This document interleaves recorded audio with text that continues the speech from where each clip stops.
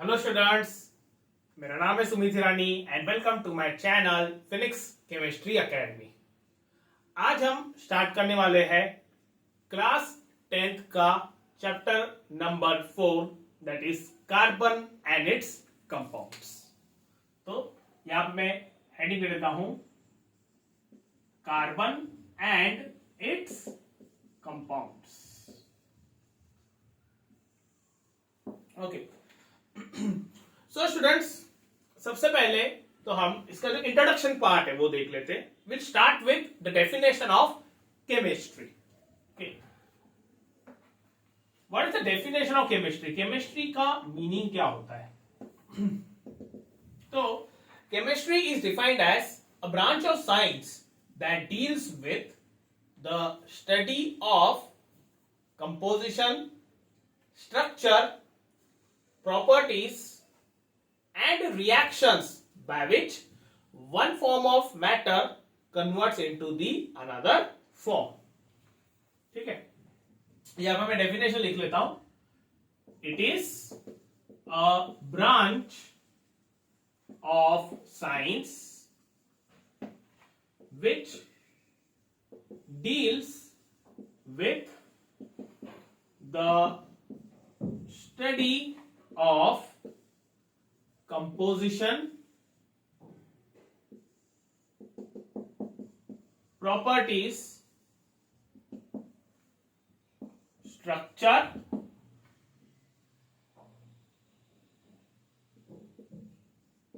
and the reactions by which one form of matter is converted into another form। ठीक है, तो जब भी हम केमिस्ट्री की स्टडी करते हैं तो एक्चुअली में हम स्टडी करते हैं matter. We actually study about matter. Matter क्या है? Anything which occupies space and which has mass is called as matter. उसको मैटर कहा जाता है। जैसे फॉर एग्जांपल ये मार्कर पे ये जो है ये कुछ ना कुछ स्पेस ऑक्युपाई करती है और उसका कुछ ना कुछ मास भी है, मतलब उसका वजन भी है, तो इसको हम मैटर बोलेंगे। ये बोर्ड हो गया, ये भी एक मैटर ही है, इसका भी कुछ ना कुछ एक पर्टिकुलर स्पेस ऑक्युपाइड है और कुछ ना कुछ उसका मास भी है, तो इसको भी हम मैटर बोलते हैं।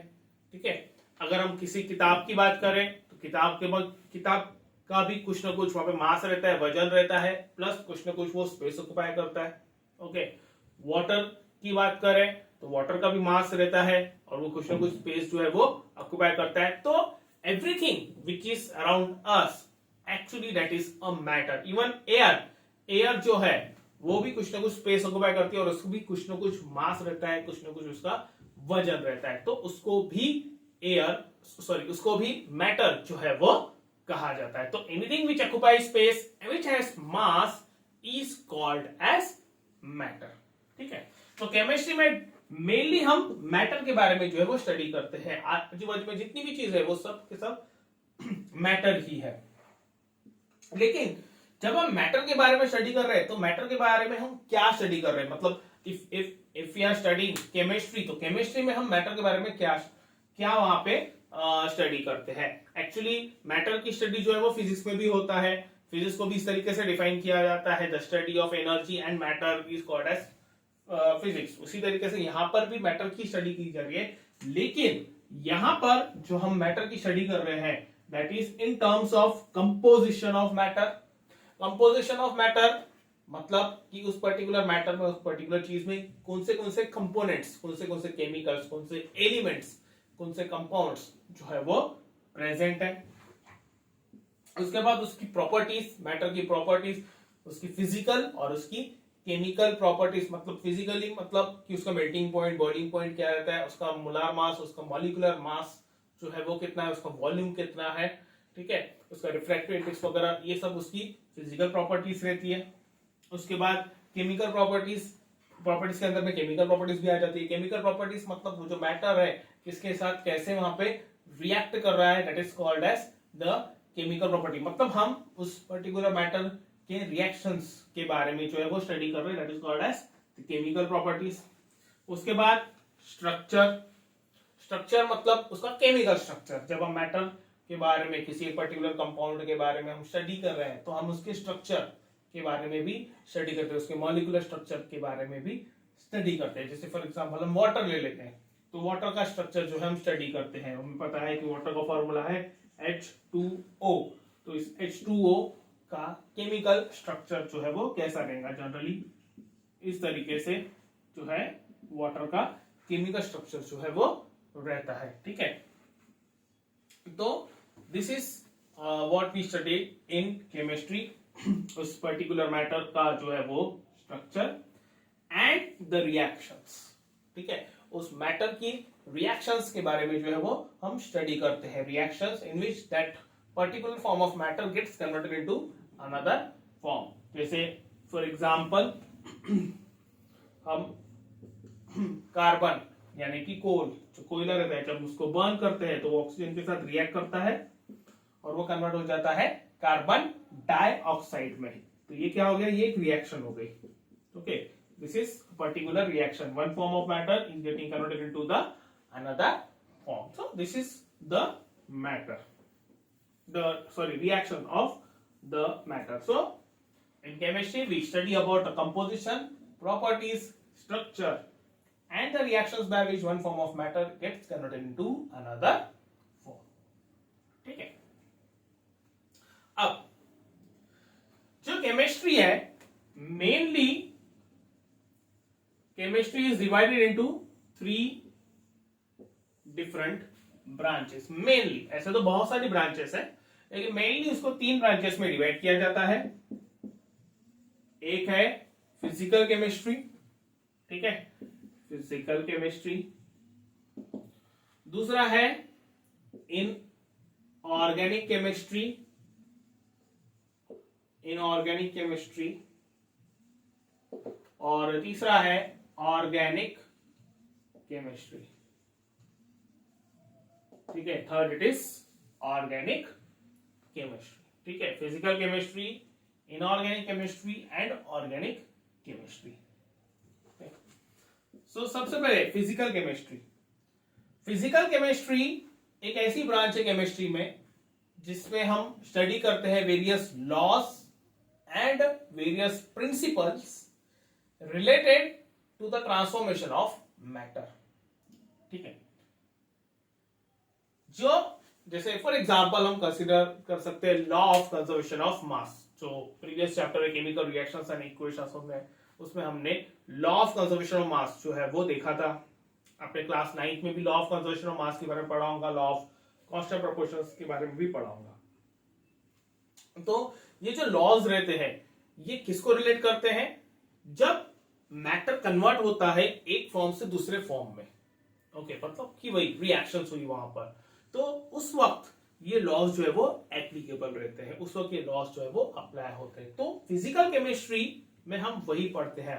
फिजिकल केमिस्ट्री में हम पढ़ते हैं कि various laws and various principles related to the transformation of matter. जब मैटर एक फॉर्म से दूसरे फॉर्म में कन्वर्ट होता है तो उससे लॉज, कौन से प्रिंसिपल्स वहां पे अप्लाई होते हैं, that is studied under physical chemistry. ठीक है, उसके बाद है इनऑर्गेनिक केमिस्ट्री।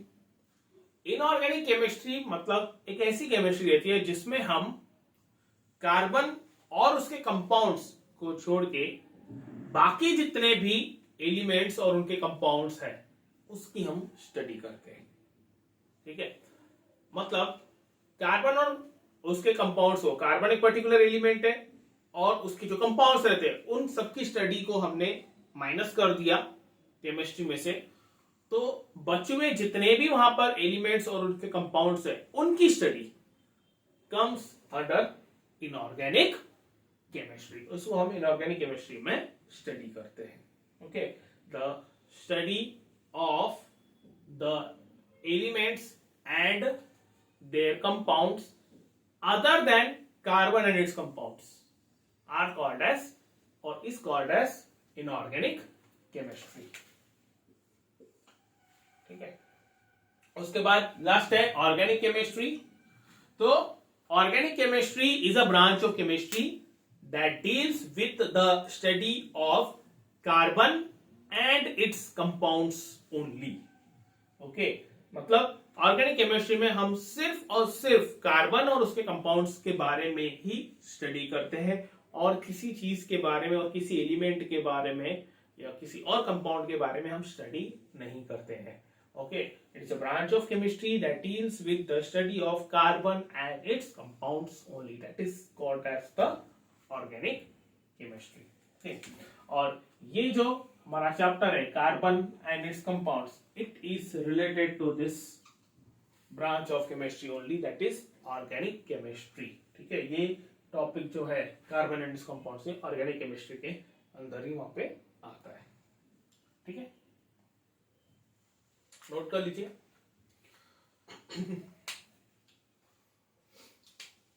अब देखिए, ये जो ऑर्गेनिक केमिस्ट्री है, ठीक है, जब हम ऑर्गेनिक केमिस्ट्री की स्टडी करते हैं, जैसे मैंने आपको बताया कार्बन और उसके कंपाउंड्स के बारे में, तो जनरली ये जो कार्बन और उसके कंपाउंड्स है, ये कहां पे फाइंड होते हैं, ये कहां पे मिलते हैं? जितने भी लिविंग ऑर्गेनिजम्स है नेचर में, plants, animals, trees, human beings, insects, ये सारे के सारे जो है ऑर्गेनिक कंपाउंड्स से ही बने हुए हैं. मतलब कि इन सारे लिविंग ऑर्गेनिजम्स के अंदर में नहीं, क्या सिर्फ और सिर्फ वहां पे ऑर्गेनिक कंपाउंड्स या फिर मैक्सिमम जो है वो ऑर्गेनिक कंपाउंड्स ही प्रेजेंट रहते हैं, कार्बन कंपाउंड्स ही वहां पर प्रेजेंट रहते हैं. ऑर्गेनिक कंपाउंड्स का दूसरा नाम कार्बन कंपाउंड्स भी है. ठीक है, तो जो हमारी बॉडी है या फिर एनिमल्स की बॉडी है, उसमें मैक्सिमम जो कंपाउंड्स रहते हैं वो कार्बन के ही बने हुए रहते हैं. और उसकी हम जब स्टडी करते हैं तो that is actually called as the biochemistry. इसको हम बायोकेमिस्ट्री भी बोलते हैं, बट मेनली ऐसे उसको कैटेगराइज किया जाता है under organic chemistry, because we are studying about the carbon and its compounds. ठीक है,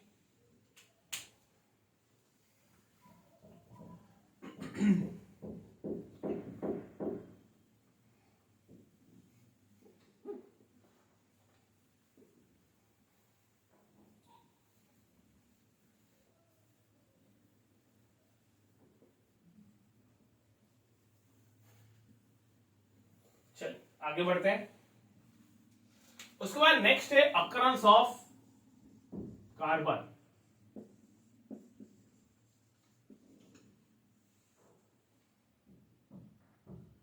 अकरेंस ऑफ कार्बन,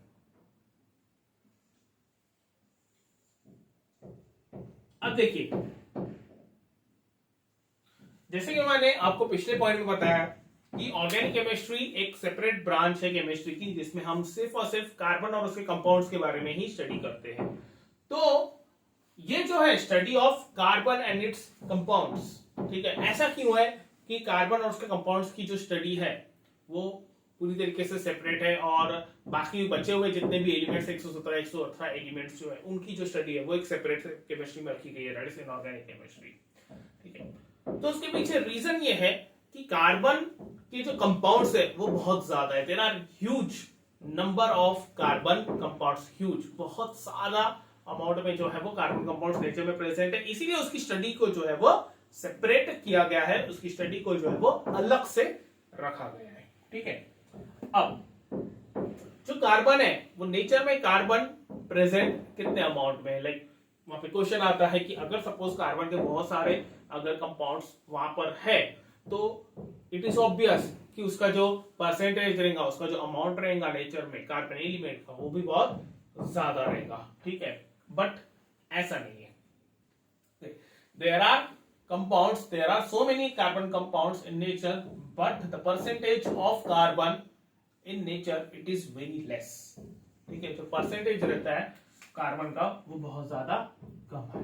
ठीक है, कार्बन जो है नेचर में it is present in the earth crust. ठीक है, मतलब जो अर्थ है, मतलब जो जमीन रहती है, ठीक है, अब उसके अंदर में वहां पर बहुत ज्यादा जो कार्बन के कंपाउंड्स है वो प्रेजेंट रहते हैं. उसके साथ साथ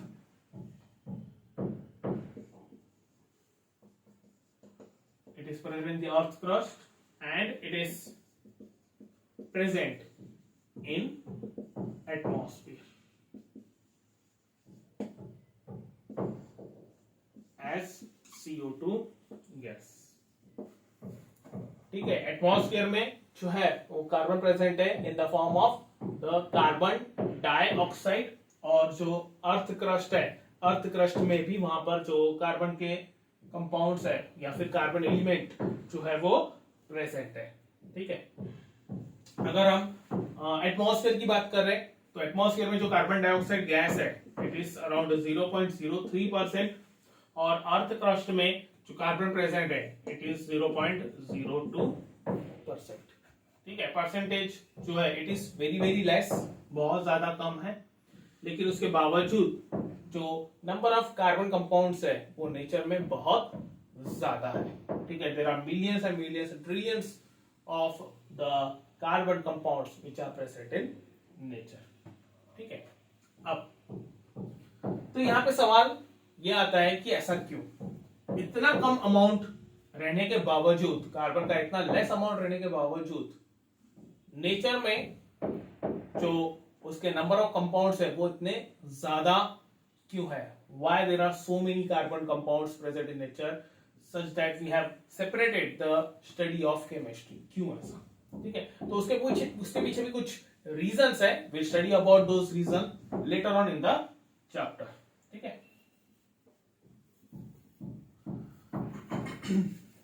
एक्चुअली कार्बन के पास कुछ ऐसी प्रॉपर्टीज है जो दूसरे एलिमेंट्स के पास नहीं है.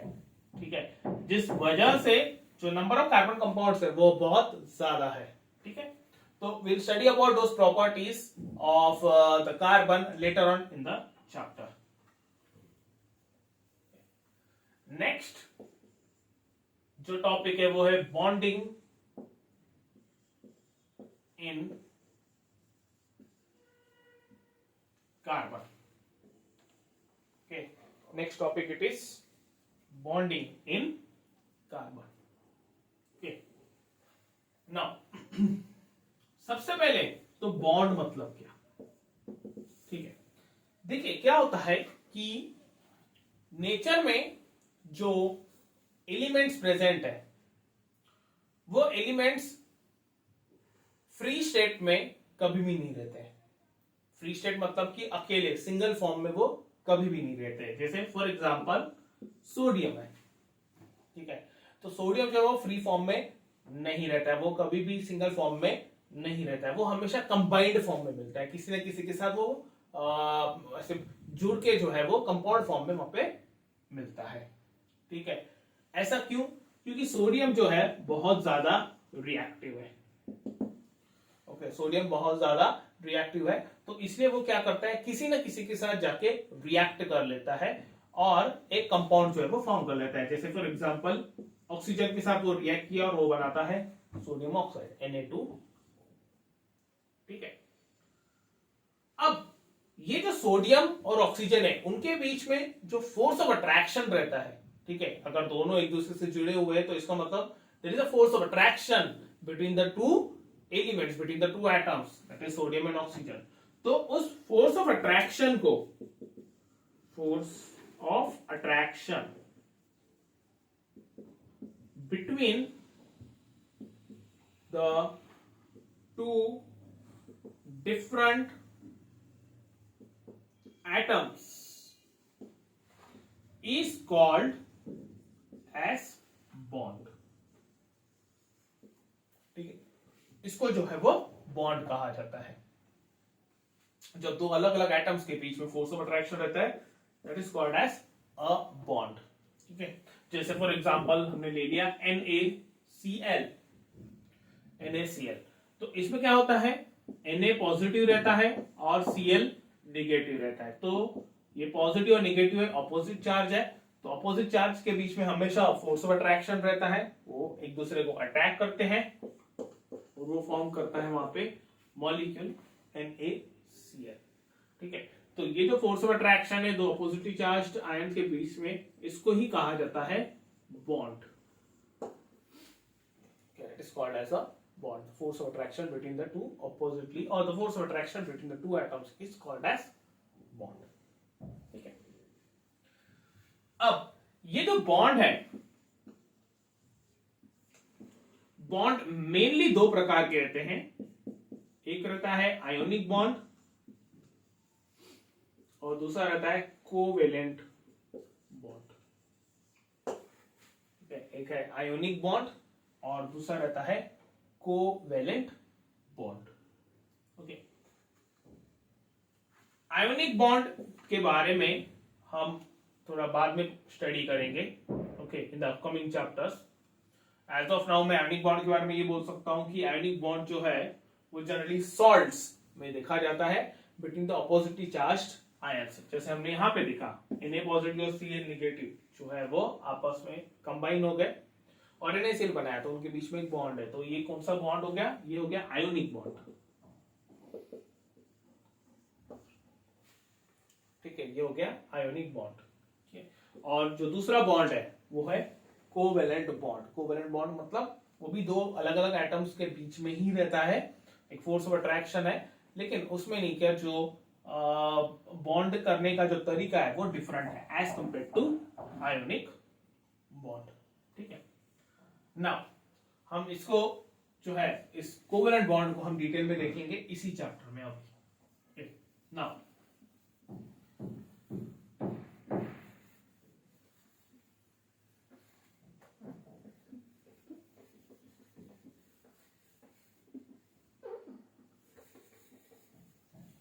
ठीक है.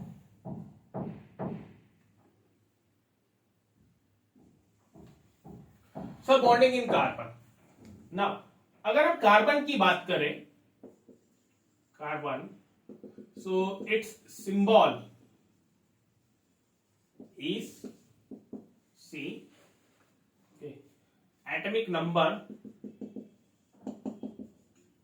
It is 6. Atomic mass number जो है वो है 12. इसका जो इलेक्ट्रॉनिक कॉन्फ़िगरेशन है वो है 2,4. पहले ऑर्बिट में 2 इलेक्ट्रॉन्स और दूसरे ऑर्बिट में जो है वो 4 इलेक्ट्रॉन्स जाते हैं. नंबर ऑफ प्रोटॉन्स की अगर हम बात करें तो इसके पास 6 प्रोटॉन्स रहते हैं. नंबर ऑफ इलेक्ट्रॉन्स की बात करें तो जितने प्रोटॉन्स उतने ही इलेक्ट्रॉन्स रहते हैं. और नंबर ऑफ न्यूट्रॉन्स की अगर हम बात करें that is A minus Z to 12 minus 6 and that is equal to 6. ठीक है. यह है कुछ इंट्रोडक्शन और we can say the basic things related to the carbon. ठीक है. Symbol, atomic number, mass number, electronic configuration, protons, electrons and neutrons. ठीक है. अब हम बात करते हैं यहां पर इलेक्ट्रॉनिक कॉन्फ़िगरेशन और focus will be on electronic configuration. Electronic configuration of carbon वो है 2,4. ठीक है. अब यहां पे हम देखेंगे तो ये जो आउटरमोस्ट ऑर्बिट है उसमें 4 इलेक्ट्रॉन्स है. ओके. और जो आपने क्लास 9th में ऑक्टेट रूल पढ़ा है, you studied about octet rule. Octet rule ये बोलता है कि every atom tries to achieve 8 electrons in its outermost orbit to become stable. Okay. Maximum stability gain करने के लिए, मैक्सिमम स्टेबिलिटी अचीव करने के लिए जो एटम्स है वो अपने आउटरमोस्ट ऑर्बिट में 8 इलेक्ट्रॉन्स जो है वो कंप्लीट करना चाहते हैं. ओके. एक और रूल है डुप्लेट रूल कि atoms try to achieve 2 electrons in their outermost orbit to become stable. ठीक है. कोई के एटम्स जो है वो 8 इलेक्ट्रॉन्स का कोटा कंप्लीट करके आउटरमोस्ट ऑर्बिट में खुद को स्टेबल कर देते हैं और कुछ कुछ जो एटम्स है वो अपने आउटरमोस्ट ऑर्बिट में 2 इलेक्ट्रॉन्स का कोटा जो है वो कंप्लीट करके अपने आप को स्टेबल करने की कोशिश करते हैं. ठीक है. अब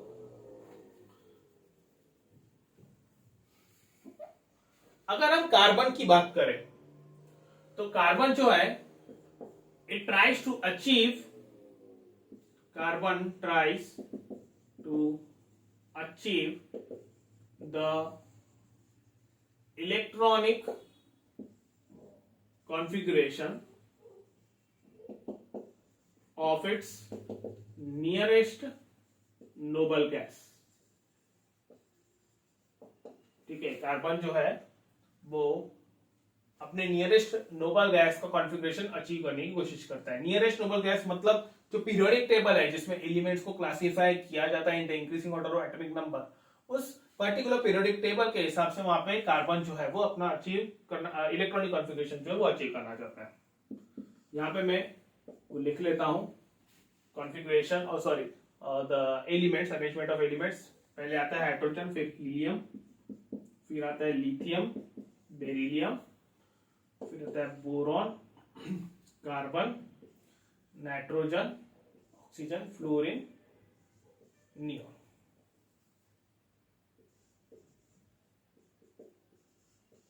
ठीक है, हाइड्रोजन की बात करें तो जो हाइड्रोजन है उसका कॉन्फ़िगरेशन है 1, हीलियम का है 2, लिथियम का है 2 1, इसका कॉन्फ़िगरेशन है 2 2, इसका 2 3, 2,4, सॉरी नाइट्रोजन और फिर ऑक्सीजन आएगा, सॉरी 2,5, 2,6,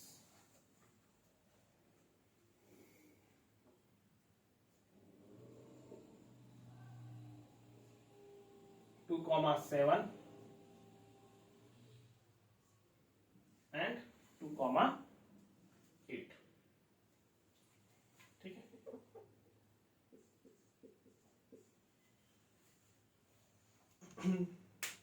अब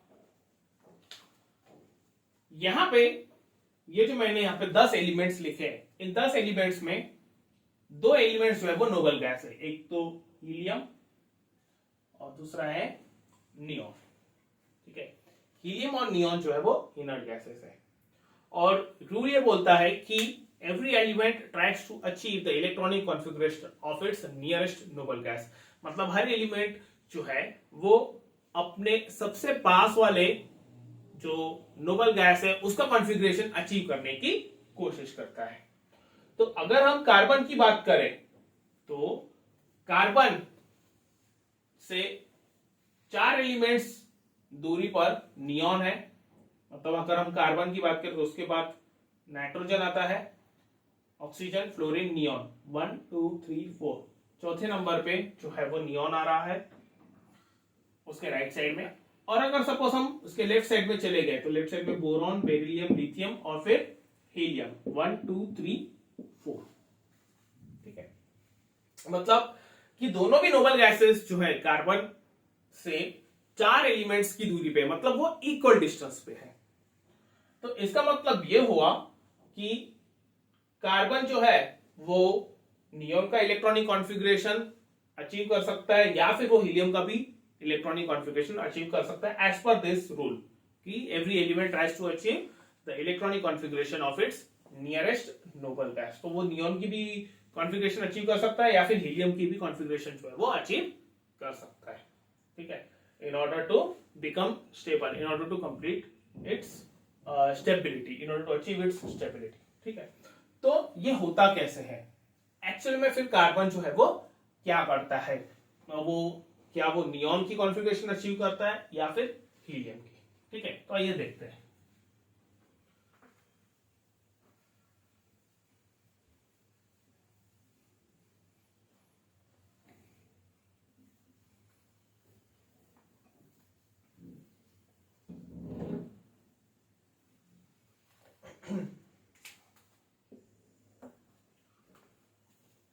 यहां पे मैं हीलियम का कॉन्फ़िगरेशन, कार्बन और नियोन का कॉन्फ़िगरेशन जो है वो लिख लेता हूं। ठीक है, अब जो एलिमेंट्स रहते हैं जब उनको स्टेबल होना है तो उसके लिए वो क्या करते हैं, इलेक्ट्रॉन्स लूज गेन या फिर शेयर करते हैं। मतलब कि electronic configuration of its nearest noble gas achieve करने के लिए the elements either lose the electrons or they gain the electrons or they share the electrons with the other atoms. ठीक है, जैसे फॉर एग्जांपल हम अगर कार्बन की ही बात करें तो इसके पास जो कॉन्फ़िगरेशन है वो है 2,4। उसका नियरेस्ट नोबल गैस हमने देखा है तो हीलियम या फिर नियोन हम कंसीडर करेंगे। ठीक है, तो अगर कार्बन को स्टेबल होना है तो या तो वो हीलियम की कॉन्फ़िगरेशन अचीव करेगा, मतलब कि configuration of 2 electrons in it's only orbit, the first orbit, और डुप्लेट स्टेट अचीव करेगा वो स्टेबल होने के लिए, या फिर वो नियोन का कॉन्फ़िगरेशन अचीव करेगा। नियोन का कॉन्फ़िगरेशन क्या है 2,8, मतलब उसकी फर्स्ट ऑर्बिट में 2 इलेक्ट्रॉन्स और सेकेंड ऑर्बिट में 8 इलेक्ट्रॉन्स है। तो कार्बन जो है वो 2,4 से 2,8 पे वहां पे आ सकता है अपने आप को स्टेबल करने के लिए, मतलब कि वो 4 इलेक्ट्रॉन्स जो है वो गेन करके ये कॉन्फ़िगरेशन अचीव कर सकता है, वो स्टेबल हो सकता है। ठीक है, तो यहां पर ये जो कार्बन है वो आखिर करता क्या है? क्या वो 4 इलेक्ट्रॉन्स लूज करके हीलियम का कॉन्फ़िगरेशन अचीव करता, या फिर वो 4 इलेक्ट्रॉन्स गेन करके नियोन का कॉन्फ़िगरेशन जो है वो अचीव करता है? ठीक है, दोनों तरफ से वो स्टेबल ही रहेगा। अगर वो हीलियम कॉन्फ़िगरेशन अचीव करता है तो भी वो स्टेबल रहेगा, अगर वो नियोन का कॉन्फ़िगरेशन अचीव करता है तो भी वो स्टेबल ही रहेगा। ठीक है, नाउ तो यहां पे मैं कंडीशंस लिखता हूं। इफ कार्बन लूजेस 4 इलेक्ट्रॉन्स, ठीक है, carbon if it loses, carbon 2,4 loses 4 electrons, then it will achieve an electronic configuration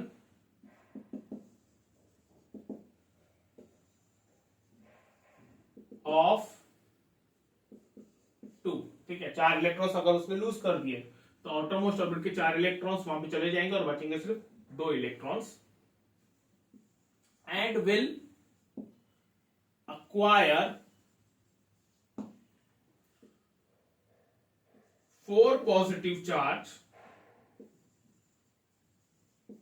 to form C4 positive cation। ठीक है, देखिए इसका क्या मीनिंग हुआ? सपोज कि कार्बन के पास 6 इलेक्ट्रॉन्स है, मतलब कि पहले ऑर्बिट में 2 इलेक्ट्रॉन, दूसरे ऑर्बिट में 4 इलेक्ट्रॉन, और वो एक एक करके जो है वो इलेक्ट्रॉन लूज करते जा रहा है। ठीक है, क्योंकि उसको डुप्लेट मतलब कि state of 2 electrons in first orbit वहां पे कंप्लीट करना है, तो वो एक एक इलेक्ट्रॉन वहां पे लूज करते जा रहा है। तो वो कैसे करेगा? इनिशियली 2,4 है, ठीक है, कार्बन के पास कोई चार्ज नहीं रहेगा क्योंकि यहां पे इस कंडीशन में 6 इलेक्ट्रॉन्स है और 6 प्रोटॉन्स है। ठीक है, तो नेट चार्ज जो रहेगा वो रहेगा 0। ठीक है, नेट चार्ज जो रहेगा वो रहेगा 0 क्योंकि 6 पॉजिटिव और 6 निगेटिव चार्ज है।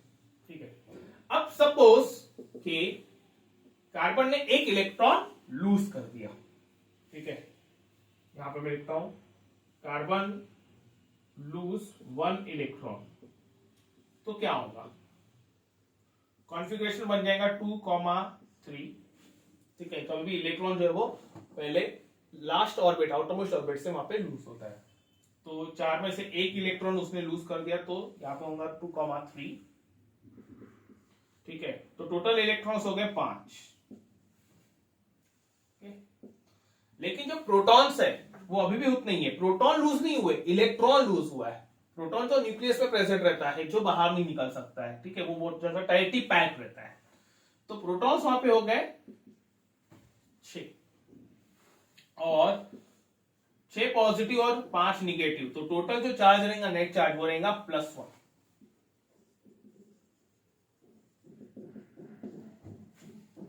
ठीक है, इसलिए कार्बन के ऊपर चार्ज आता है प्लस अगर वो एक इलेक्ट्रॉन लूज करता है तो +1 चार्ज आएगा। ठीक है, आगे बढ़ते हैं। C positive loses 1 electron. ठीक है, अब सपोज ये C पॉजिटिव जो है एक इलेक्ट्रॉन लूज कर रहा है, तो कॉन्फ़िगरेशन हो जाएगा 2,2। इसमें यहां से एक इलेक्ट्रॉन बाहर चले गया, जैसे मैंने बोला आउटरमोस्ट ऑर्बिट से एक इलेक्ट्रॉन बाहर जाता है, 2,2।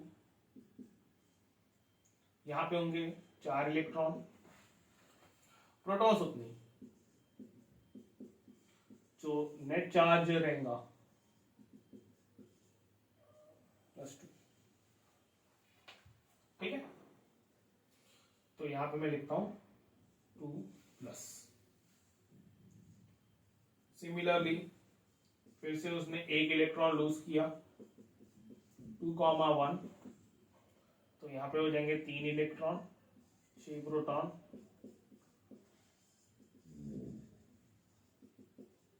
+3।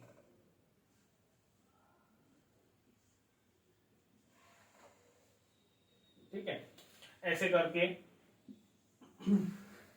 जो चौथा इलेक्ट्रॉन है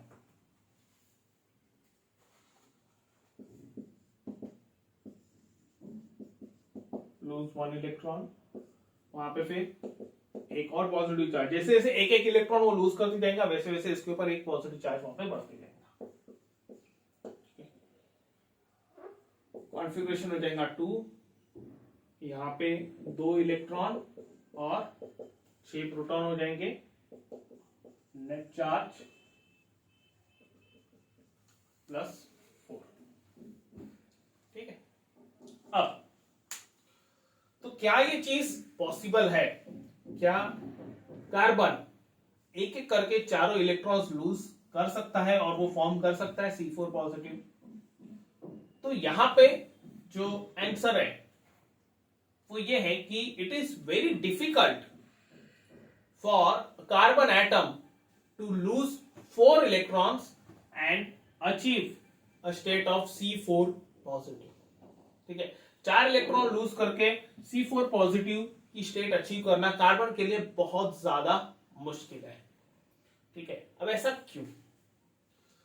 अब देखिए, यहां पर जो एटम है कार्बन का, ये न्यूक्लियस, ये फर्स्ट ऑर्बिट और ये सेकंड ऑर्बिट, तो इसमें ये 2 इलेक्ट्रॉन है और इसमें ये 4 इलेक्ट्रॉन है।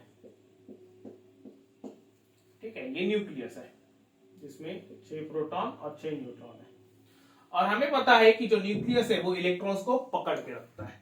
ठीक है, there is a force of attraction between the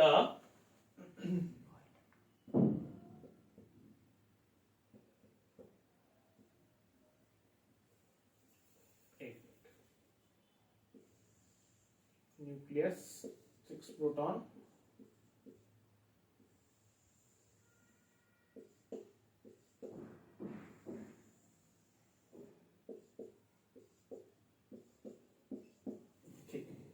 अब ये जो है न्यूक्लियस इलेक्ट्रॉन्स को पकड़ के रखता है। ठीक है, न्यूक्लियस जो है वो इलेक्ट्रॉन्स, क्योंकि न्यूक्लियस पॉजिटिव चार्ज है वो बहुत ज्यादा हेवी रहता है, इसीलिए फोर्स ऑफ अट्रैक्शन जो रहता है न्यूक्लियस का ऑन इलेक्ट्रॉन्स वो बहुत ज्यादा रहता है, तो इलेक्ट्रॉन्स इतनी इजीली वहां पे जाते नहीं है, इलेक्ट्रॉन्स को वहां से बाहर निकालने के लिए एनर्जी लगती है। ठीक है, तो सपोज इसको कहीं से थोड़ी बहुत एनर्जी मिल गई, जो लूजली बाउंडेड इलेक्ट्रॉन रहेगा, ये जो 4 इलेक्ट्रॉन आउटर मोस्ट ऑर्बिट में प्रेजेंट है उसमें से ही कोई ना कोई एक इलेक्ट्रॉन लूजली बाउंडेड रहता है, तो वो चारों में से कोई एक इलेक्ट्रॉन जो है वो वहां से लूज हो गया, वहां से निकल गया। ठीक है, निकलने के बाद वहां पे जो चार्ज आएगा, जैसे यहां पे मैंने लिखा था, वो आएगा +1 चार्ज, C+1, एक पॉजिटिव चार्ज आएगा।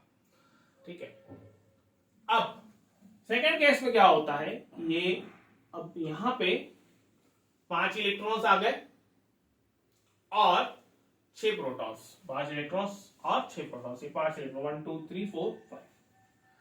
अब क्योंकि पॉजिटिव चार्ज यहां पे बढ़ गया as compare to negative charge, तो फोर्स ऑफ अट्रैक्शन और बढ़ जाएगा। ठीक है, पॉजिटिव चार्ज की एफिनिटी जो रहेगी नेगेटिव चार्ज के लिए वो बहुत ज्यादा हो जाएगी, क्योंकि चार्ज ज्यादा हो गया तो उस पर्टिकुलर जो पॉजिटिव चार्ज है उसकी जो एनर्जी लेवल है वो भी ज्यादा हो जाएंगे और वो बहुत ज्यादा टाइटली उसको बाइंड करके रखेगा। तो इसके बाद जो इलेक्ट्रॉन है उसको बाहर निकालने के लिए जो एनर्जी चाहिए वो अभी फर्स्ट केस के कंपैरिजन में ज्यादा लगेगी। ठीक है, मतलब कि यहां पे ये जो इलेक्ट्रॉन था, हमने ये फर्स्ट केस में जो एक इलेक्ट्रॉन वहां पे लूज करवाया, मतलब उसको बाहर निकलवाया, इस केस में जो एनर्जी लगेंगी, ठीक है, ये एनर्जी के कंपैरिजन में सेकेंड केस में एनर्जी ज्यादा लगेंगी। ठीक है, मतलब कि ये जो सी पॉजिटिव है, ऑलरेडी जो सी पॉजिटिव वहां पे फॉर्म हो चुका है, उसमें से एक इलेक्ट्रॉन को बाहर निकाल के C2 पॉजिटिव बनाना, it will take more energy as compare to neutral C में से इलेक्ट्रॉन को बाहर निकालना। ठीक है, तो सेकेंड इलेक्ट्रॉन को निकालने के लिए एनर्जी जो है वो ज्यादा लगेगी। वैसे ही आगे बढ़ेंगे, अगर सपोज वो एनर्जी मिल भी गई, एक इलेक्ट्रॉन वहां पे निकल भी गया और C2 पॉजिटिव जो है वो फॉर्म हुआ। ठीक है, अब इस पर्टिकुलर C2 पॉजिटिव में से फिर से एक इलेक्ट्रॉन को निकालना और C3 पॉजिटिव बनाना, अगेन ये बहुत ज्यादा एनर्जी लेगा। मतलब एवरी टाइम इलेक्ट्रॉन वहां पे निकलते जा रहा है, वहां पे पॉजिटिव चार्ज आते जा रहा है, और जैसे जैसे वहां पे पॉजिटिव चार्ज आते जाएगा, फोर्स ऑफ अट्रैक्शन बढ़ते जाएगा, और उस इलेक्ट्रॉन को बाहर निकालने के लिए जो एनर्जी लगेंगी वो बढ़ते जाएंगी। ठीक है, और इतनी ज्यादा एनर्जी जो है वो अवेलेबल नहीं रहती है। It is not possible to get that much amount of energy. इसीलिए जो कार्बन है वो कभी भी 4 इलेक्ट्रॉन्स लूज नहीं करता है टू ऑब्टेन डुप्लेट स्टेट, वो कभी ऐसा नहीं करेगा। ठीक है, so this first case is ruled out, that is losing 4 electrons and forming C4 positive ion is not possible for carbon atom. ठीक है,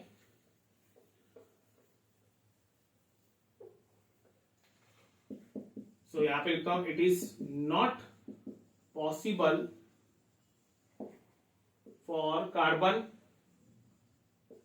atom to form C4 positive cation by losing 4 electrons, as it require huge amount of energy. Okay, it requires huge amount of energy. ठीक है, तो ये हो गया first case. उसके बाद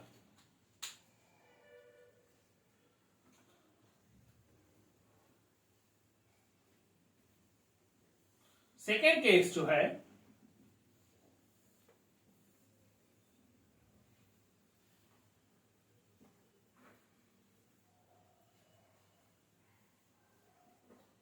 सेकेंड केस जो हमने कंसिडर किया, achieving the configuration of neon. ठीक है, अब नियॉन का कॉन्फ़िगरेशन अचीव करने के लिए कार्बन को 4 इलेक्ट्रॉन्स गेन करने पड़ेंगे। तो यहां पे मैं लिखता हूं second case, if carbon gains 4 electrons and achieve the electronic configuration of neon 2,8, then it will form C4 negative ion। ठीक है, वो C4 नेगेटिव आयन जो है वो फॉर्म करेगा। 4 इलेक्ट्रॉन्स अगर वो गेन करेगा तो उसके ऊपर 4 नेगेटिव चार्जेस जो है वो आ जाएंगे। ठीक है, अब देखते हैं कैसे। Now carbon, if carbon gains 1 electron, then क्या होगा वहां पे, कार्बन जो है उसके ऊपर जो चार्ज, जो इलेक्ट्रॉनिक कॉन्फ़िगरेशन है वो है 2,4। ठीक है, एक इलेक्ट्रॉन अगर वो गेन करेगा तो ये हो जाएगा 2,5। ठीक है, carbon gain 1 electron, then carbon configuration जो है वो रहेगा 2,5, मतलब वहां पर रहेंगे 6 प्रोटॉन्स और 7 इलेक्ट्रॉन्स, ठीक है। और जो चार्ज जाएगा वो रहेगा -1, ठीक है। सिमिलरली चार्ज रहेगा -1 और वो फॉर्म करेगा वहां पे C नेगेटिव, ठीक है। Similarly if C negative gains 1 electron, then C negative ये हो जाएगा 2,6, ठीक है। यहाँ पे हो जाएगा 6 प्रोटॉन और 8 इलेक्ट्रॉन, और जो टोटल चार्ज रहेगा वो रहेगा -2, C2 नेगेटिव, ठीक है। Similarly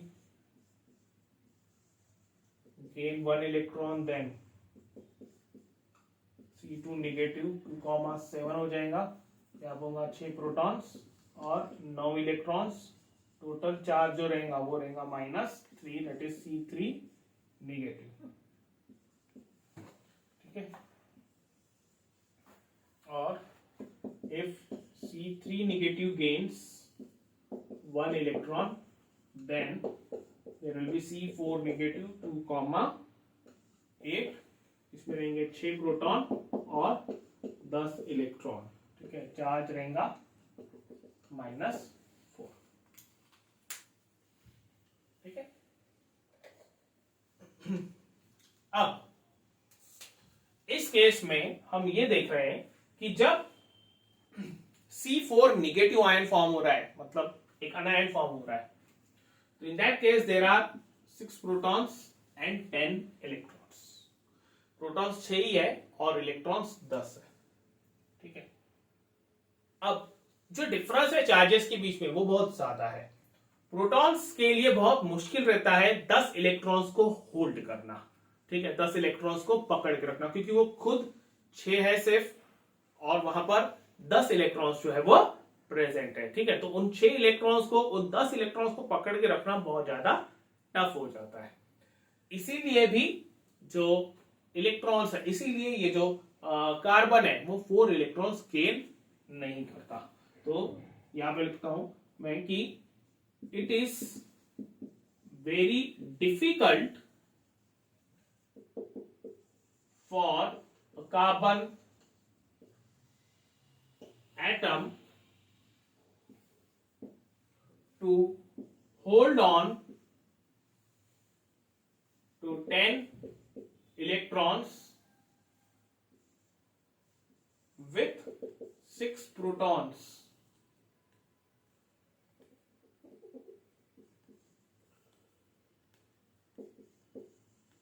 Electrons with 6 protons in the nucleus. So carbon atom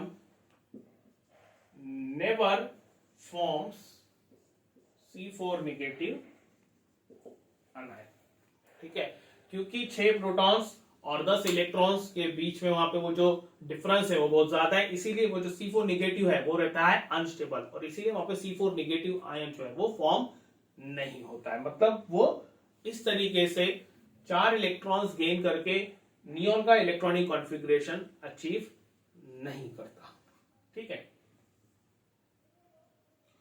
तो फिर क्या होगा? फर्स्ट केस में हमने देखा कि वो 4 इलेक्ट्रॉन्स लूज नहीं कर सकता है और वो हीलियम का कॉन्फ़िगरेशन फॉर्म नहीं कर सकता।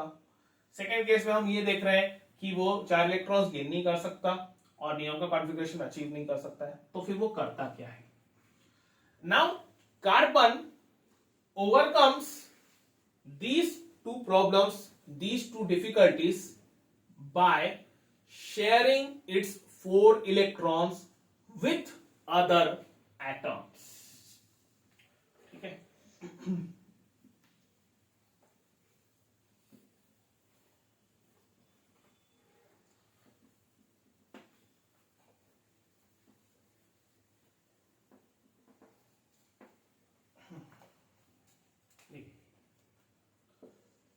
carbon overcomes this problem by sharing its 4 electrons with the other atoms to complete its octet. ठीक है, वो अपने 4 इलेक्ट्रॉन्स बाकी एटम्स के साथ वहां पे शेयर करता है और अपना ऑक्टेट जो है वो कंप्लीट करता है. ठीक है, जैसे फॉर एग्जांपल अगर मैं कार्बन की बात करूं, दिस इज 2,4. तो ये कार्बन जो है अपने ये 4 इलेक्ट्रॉन्स 4 अलग अलग एटम्स के साथ शेयर करता है. शेयर करने से जो इसके इलेक्ट्रॉन्स है और जो दूसरे एटम के इलेक्ट्रॉन्स है, वो दोनों इलेक्ट्रॉन्स कार्बन के पास वहां पर आ जाते हैं. मतलब वो इलेक्ट्रॉन्स इस एटम कार्बन के पास भी रहते हैं और जो दूसरा एटम है उनके पास भी रहता है. एग्जाम्पल के तौर पे हम ले लेते हैं सपोज हाइड्रोजन, इसका कॉन्फ़िगरेशन है 1. ठीक है, तो ये मैंने कार्बन यहां पे बना लिया, कार्बन का सिंबल, और मैं उसके आउटर मोस्ट ऑर्बिट के जो 4 इलेक्ट्रॉन्स है वो वहां पे मैं ड्रॉ कर लेता हूं, उसको मैं सिंबलाइज कर लेता हूं. ठीक है, जनरली जब बॉन्ड फॉर्म होता है तो जो आउटर मोस्ट ऑर्बिट के इलेक्ट्रॉन्स है वही वहां पर जो है वो बॉन्ड फॉर्म करते हैं. तो मैं 4 इसके जो इलेक्ट्रॉन्स है वो डॉट से बता देता हूं यहां पर. ठीक है, अब ये जो कार्बन है वो अपने 4 इलेक्ट्रॉन्स जो है एक एक करके 4 अलग अलग हाइड्रोजन एटम्स के साथ वो शेयर करता है. हाइड्रोजन जो है उसका कॉन्फ़िगरेशन है 1. ठीक है, उसका जो है डुप्लेट कंप्लीटेड नहीं है, वो भी स्टेबल नहीं है, इसलिए जो हाइड्रोजन एटम है वो अपना जो एक इलेक्ट्रॉन है वो इस कार्बन एटम के साथ शेयर करने के लिए रेडी हो जाता है, क्योंकि उसको खुद को भी वहां पर स्टेबल होना है.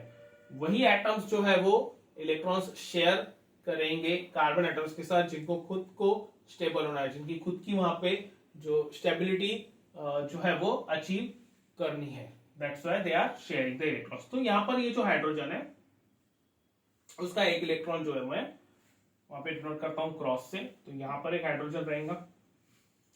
सिमिलरली यहां पर एक हाइड्रोजन रहेगा. ठीक है, दूसरा हाइड्रोजन, ये तीसरा और ये चौथा.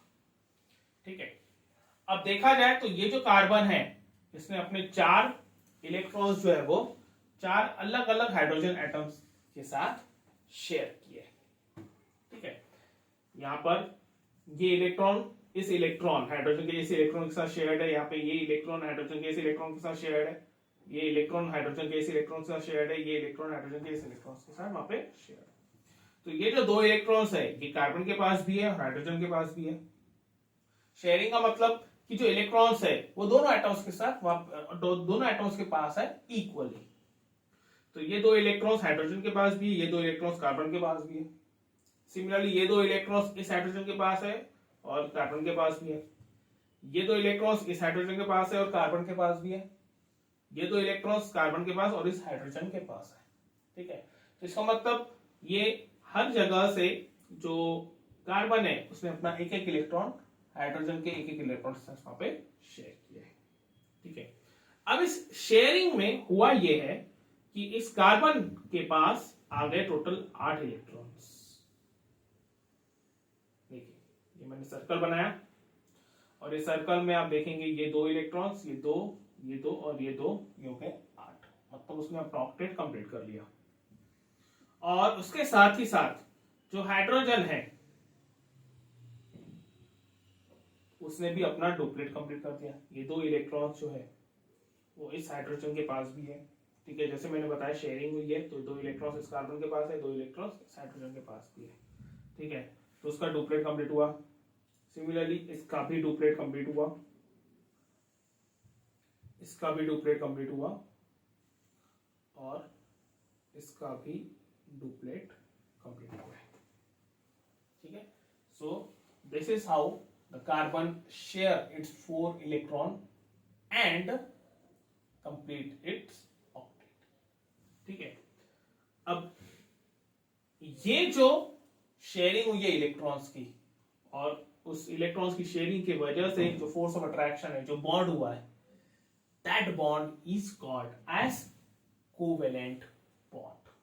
ठीक है, उसको कोवेलेंट बॉन्ड जो है वो कहा जाता है। ठीक है, carbon always shares its 4 electrons to form covalent bond. It neither gains electrons nor it loses electrons. Instead, it shares its 4 electrons. तो यहां पर मैं डेफिनेशन लिख लेता हूं कोवेलेंट बॉन्ड की. The bond formed by sharing of electrons between the two atoms is called as covalent bond. ठीक है, the bond formed by the sharing of electrons between the two atoms is called as the covalent bond. तो यहां पर ये जो carbon है, इस carbon ने 4 कोवेलेंट बॉन्ड्स जो है वो फॉर्म किए हैं टू कंप्लीट इट्स ऑक्टेट. और हाइड्रोजन, हर हाइड्रोजन एटम ने एक एक वहां पे बॉन्ड जो है वो फॉर्म किया है टू कंप्लीट इट्स ऑक्टेट. इसी को ही हम इस वे से भी लिखते हैं.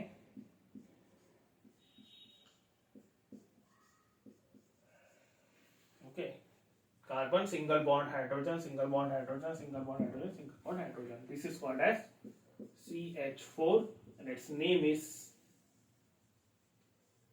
methane. ठीक है, इसका नाम है methane. ठीक है, so this was all about bonding in carbon. तो यहां पे हम ये आज का टॉपिक है वो कंप्लीट करते हैं. तो मिलते हैं नेक्स्ट लेक्चर में. Till then, thank you, bye bye.